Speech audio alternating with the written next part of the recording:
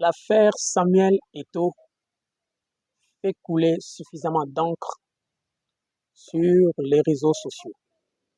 Et si tu veux réellement découvrir l'esprit caché derrière Eto'o, regarde ça.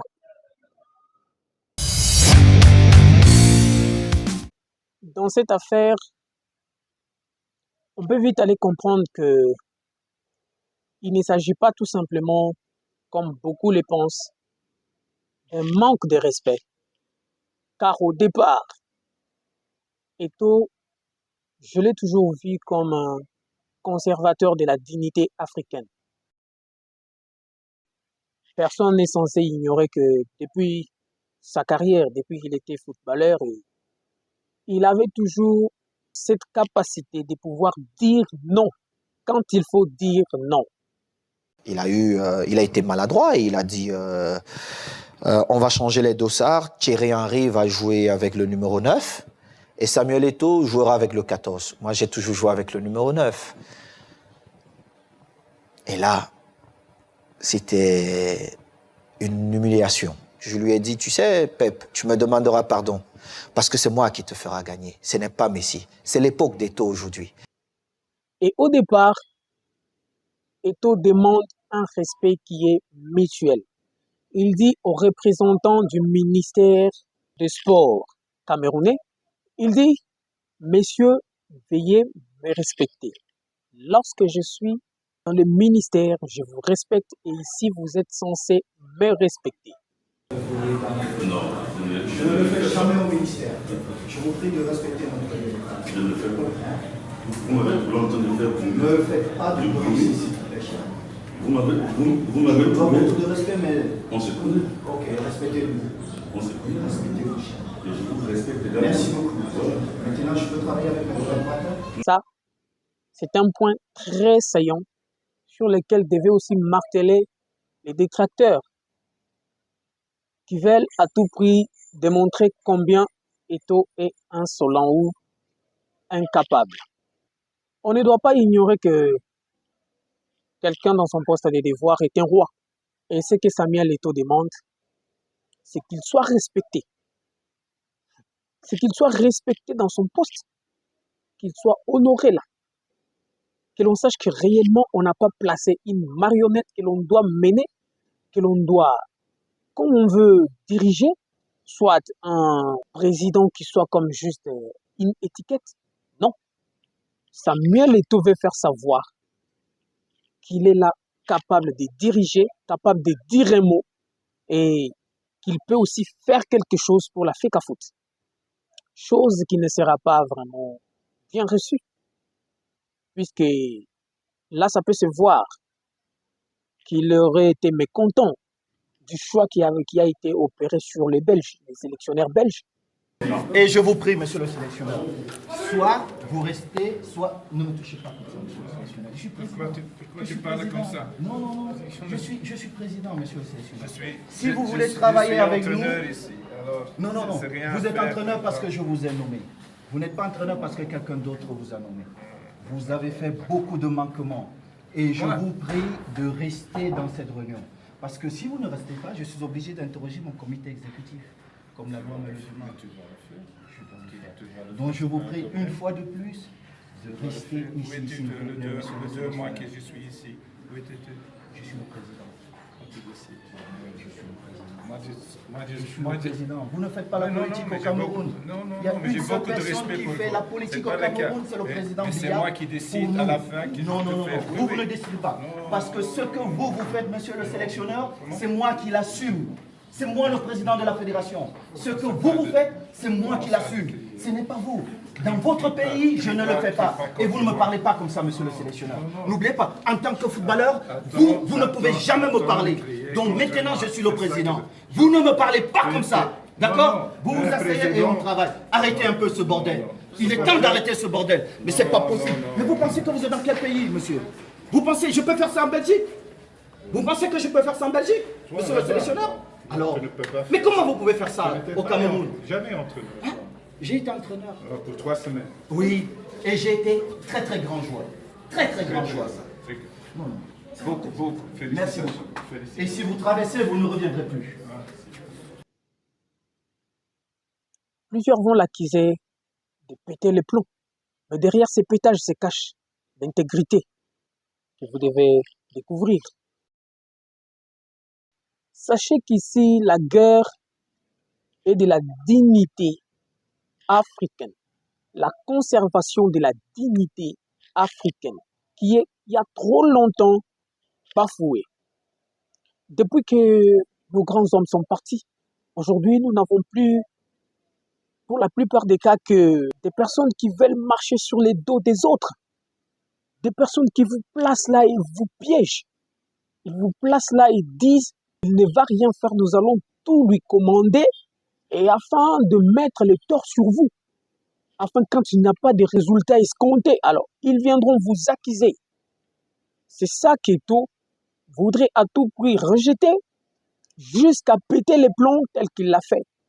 Si Eto était au moins consulté avant ses choix de sélectionnaire, avant de lui dire qu'il ne devait pas consulter son cabinet, au moins s'il avait été associé à ses choix, Eto se sentirait vraiment digne. Il se sentirait honoré. Il n'aurait pas pété les plombs. C'est pourquoi Nelson Mandela dit, quand on dénie à quelqu'un les droits de vivre comme il l'entend, il n'a autre choix que de se mettre hors la loi.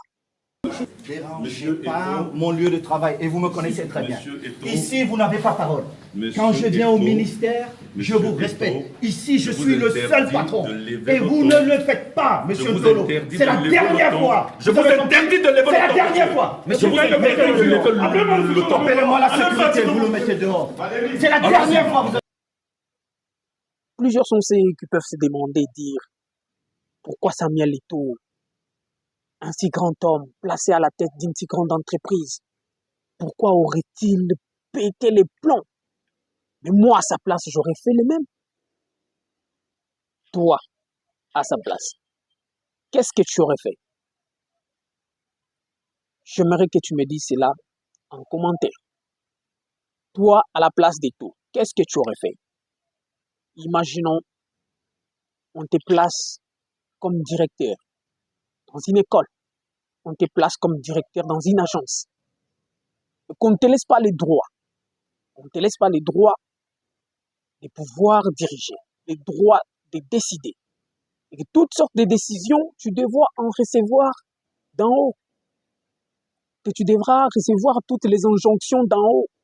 Mais là, ce sont des injonctions qui ne proviennent pas seulement de nous-mêmes, mais qui nous sont aussi soufflées par une race qui se considère meilleure que toutes les autres. Aux États-Unis, la dernière sortie verbale de Donald Trump fait la une lors d'une réunion sur l'immigration à la Maison-Blanche. Le président américain, face à des parlementaires républicains, s'est interrogé, évoquant plusieurs pays africains ainsi qu'Haïti. Pourquoi, s'est-il demandé, pourquoi toutes ces personnes issues, je cite, de pays de merde viennent ici? Là, Eto'o dit non, comme d'habitude. Il a toujours été conservateur de sa race. Il a toujours été conservateur de sa dignité. Il se considère toujours comme grand et il dit l'homme noir ne peut pas être inférieur. C'est qu'il fait voir au sélectionneur. Quand le sélectionneur lui dit je crois tu as été un joueur, il dit oui, j'étais joueur et même un grand joueur. Effectivement, nous savons tous que dans l'histoire du club barcelonais, Samuel Eto'o a effectivement accompli de grandes choses. Nous pouvons le voir quand il va aller à Inter de Milan, où il va aller encore remporter une Ligue des Champions. Pour prouver qu'il a eu une carrière en rose. Alors il est fier de lui. C'est pourquoi, étant placé à la tête de la FECAFOOT, il désire donner le meilleur de lui-même pour un peu au moins apporter 3, 4 ou 5 Eto'o de même aujourd'hui. Mais son souci n'est pas compris. Son souci, il n'est pas vraiment compris. Alors, il y a des gens qui veulent gagner du gâteau sur les dos des autres. C'est qu'Eto'o dit, ça ne passera pas avec moi. Voilà les buts pour lesquels il pète les plombs.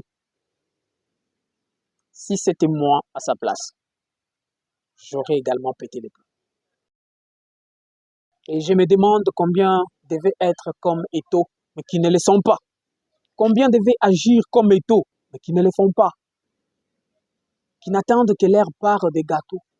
Ils se disent, je voudrais changer quelque chose, mais mes autorités, mes supérieurs ne me le permettent pas. Mais vous avez les droits de refuser. Vous avez les droits de dire non. C'est pourquoi, autrefois, il faut apprendre à dire non quand des choses ne marchent pas comme vous les voulez. Quand vous êtes à un poste et que vous voulez changer des choses, mais que vous voyez des gens en train de tirer des fils par-ci, par-là.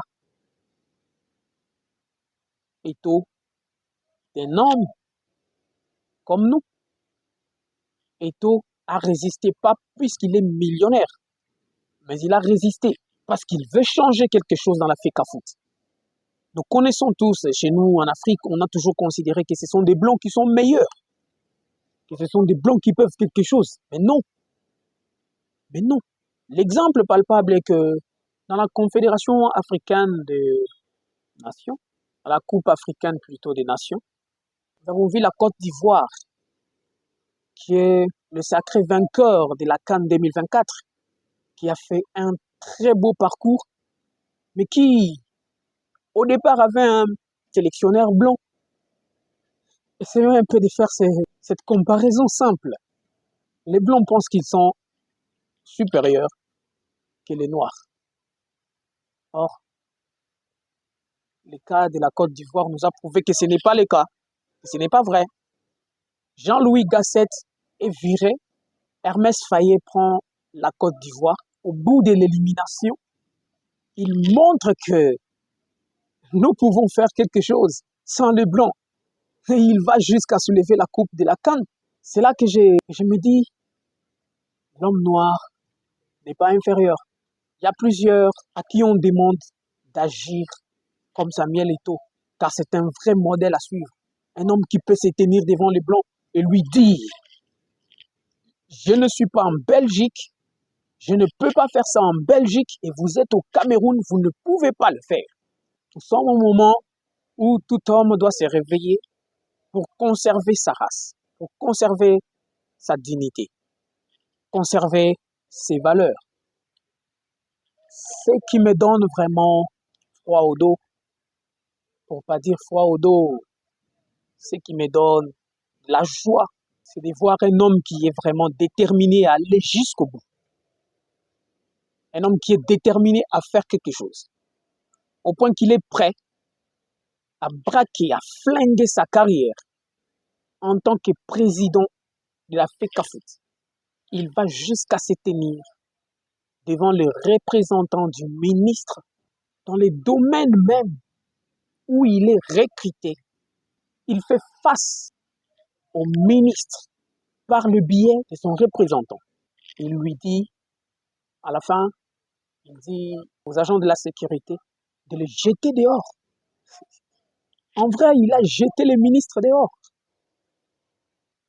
Donc la personne qui t'a recruté, tu la jettes dehors de ton bureau. Pourquoi? Parce qu'il a un objectif. Il a une vision à accomplir.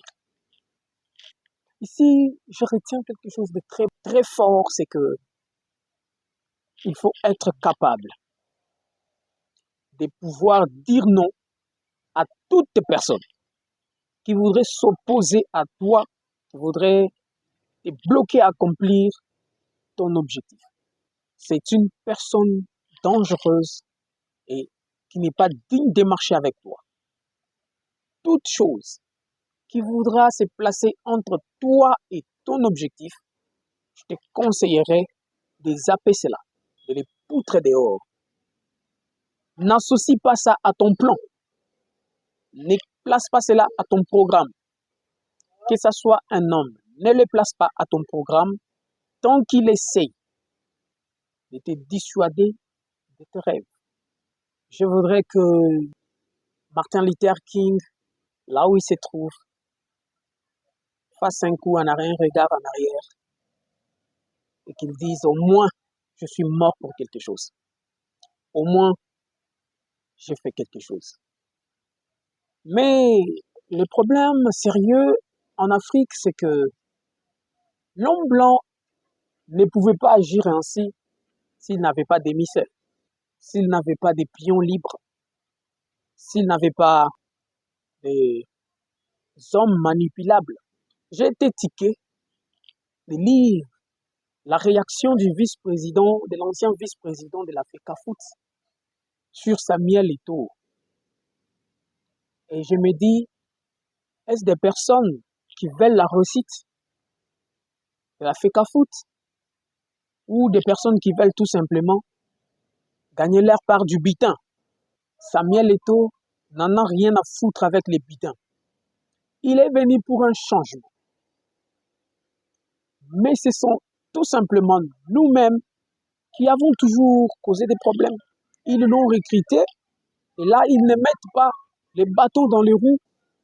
Ce sont des gigantesques poutres qui sont en train de mettre dans les roues du président de la FECAFOOT.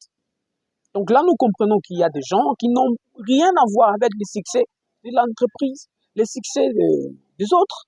Ils ne visent que leur propre intérêt. Donc tu auras de telles personnes dans ta marche, tu auras de telles personnes dans ton entourage. Je ne te demande pas de te séparer de tout le monde, mais examine la mission de chacun autour de toi. Quand tu examines ta mission et que tu trouves que c'est une mission fictive, dégage-le. C'est là au moins que tu pourras réussir. J'ai toujours dit de ne pas chercher à rassembler tout le monde autour de soi. C'est s'attirer encore beaucoup plus de problèmes. Entoure-toi des personnes qui ont la même vision que toi, qui t'encouragent, qui te relèvent lorsque tu tombes, qui te disent un mot qui te motive. Entoure-toi de ces gens-là. Puisqu'il est toujours dit que vous êtes la moyenne de 4 personnes autour de vous. Pour évoluer, il te faut être vigilant et conserver ta valeur. Ainsi, lève-toi et touche l'horizon de tes rêves.